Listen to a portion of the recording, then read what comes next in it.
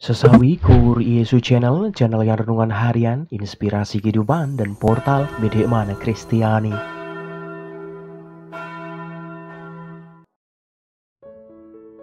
Damai sejahtera beserta kita. Semoga sahabat-sahabatku yang terkasih di dalam Kristus, sobat muda dan saudara-saudaraku dimanapun Anda berada, selalu beroleh rahmat sukacita, berkat yang melimpah, perlindungan dari Tuhan, dan rahmat kesejahteraan sahabatku. Sahabatku dimanapun Anda berada, pada kesempatan ini, pada hari Rabu ini, pada pekan biasa ke-25, bersama gereja, kita memperingati pesta Santo Matius, Rasul dan Pengarang Injil. Kita akan mendengarkan firman Tuhan dari Injil Matius bab 9 ayat 9 sampai dengan 13. Mari kita satukan hati dan pikiran kita. Kita siapkan hati dan pikiran kita supaya dengan hikmat sukacita kita boleh dan mau terima firman Tuhan, sahabatku. Tuhan beserta kita, sekarang dan selama-lamanya. Inilah Injil suci menurut Matius, dimuliakanlah Tuhan. Pada suatu hari, Yesus melihat seorang yang bernama Matius duduk di rumah cukai. Yesus berkata kepadanya, "Ikutlah aku." Maka berdirilah Matius lalu mengikut dia. Kemudian ketika Yesus makan di rumah Matius, datanglah banyak pemungut cukai dan orang berdosa dan makan bersama-sama dengan dia dan murid-muridnya. Pada waktu itu, orang Farisi melihat hal itu.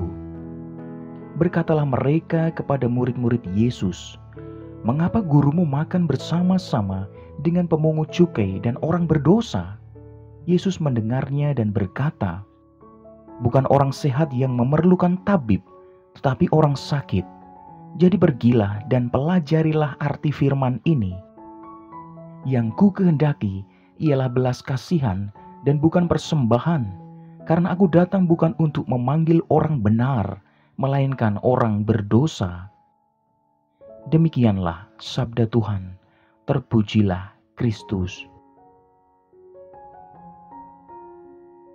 Sahabatku dimanapun Anda berada, sobat muda dan saudara-saudaraku semuanya.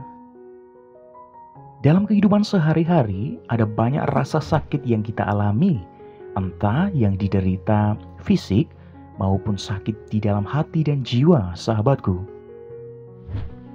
Sahabatku yang terkasih, penyebabnya ada bermacam-macam loh. Bisa karena kesalahan kita sendiri, orang lain, ataupun peristiwa-peristiwa yang tidak kita harapkan. Sungguh hal itu seringkali membuat kita lemah dan merasa sedih terus-menerus, sahabatku. Sahabatku yang terkasih dimanapun Anda berada, sobat muda, dalam bacaan Injil pada kesempatan ini, Yesus datang kepada Matius untuk menyembuhkan luka-luka dalam hidup Matius, sahabatku. Sebagai seorang pemungut cukai, Matius jatuh dalam dosa loh, sahabatku. Jiwanya sungguh terluka oleh harta, kemakmuran, dan penghinaan oleh bangsanya sendiri, sahabatku. Yesus sungguh datang dan menawarkan belas kasihan. Ia mengajak Matius untuk bertobat sehingga jiwa Matius yang terluka kembali pulih dan beroleh sukacita keselamatan kekal, sahabatku. Sahabatku yang terkasih dimanapun Anda berada, Yesus juga datang mengetuk pintu hati kita loh, supaya dipulihkan oleh Dia tentunya. Maka menjadi pertanyaan, sahabatku, apakah kita sungguh mau untuk dipulihkan dan disembuhkan oleh Dia? Sungguh, penyembuhan membutuhkan proses yang tidak mudah loh. Kebiasaan lama yang tidak sehat harus dikorbankan demi penyembuhan itu sendiri, sahabatku. Seperti Matius yang rela meninggalkan profesinya dan mengembalikan apa yang ia ambil, bahkan sampai 4 kali lipat, sahabatku. Sahabatku yang terkasih, itulah apa yang disebut pertobatan, yakni berani meninggalkan cara hidup lama, mengampuni diri sendiri, dan beralih kepada hidup yang dikehendaki oleh Allah. Maka sahabatku yang terkasih dimanapun Anda berada, sobat muda, menjadi pertanyaan, Sudah beranikah dan siap dan berani sahabatku? Jawabannya ada di dalam hati Sobat Keluarga Muda dan saudara-saudaraku yang terkasih di dalam Kristus semuanya. Amin. Kemuliaan kepada Bapa dan Putra dan Roh Kudus, seperti pada permulaan, sekarang selalu dan sepanjang segala abad. Terpujilah nama Yesus, Maria dan Santo Yosef, untuk sekarang dan selama-lamanya. Amin.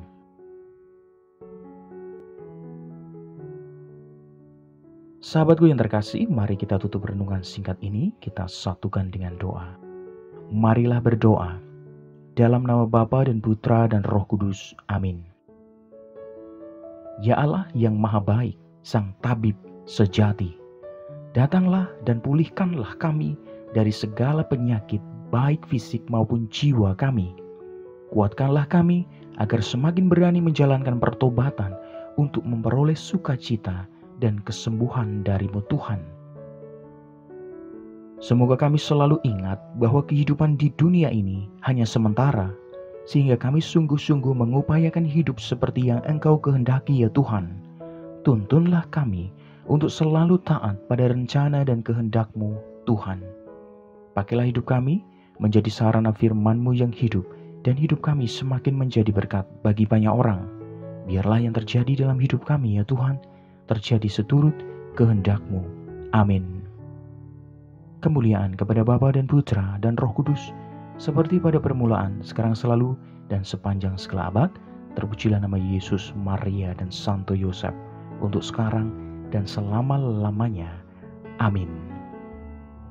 Dalam nama Bapa dan Putra dan Roh Kudus. Amin.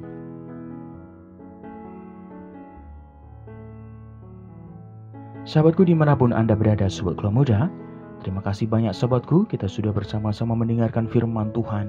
Kita sungguh belajar, kita berefleksi, menimba lebih jauh firman Tuhan, sahabatku.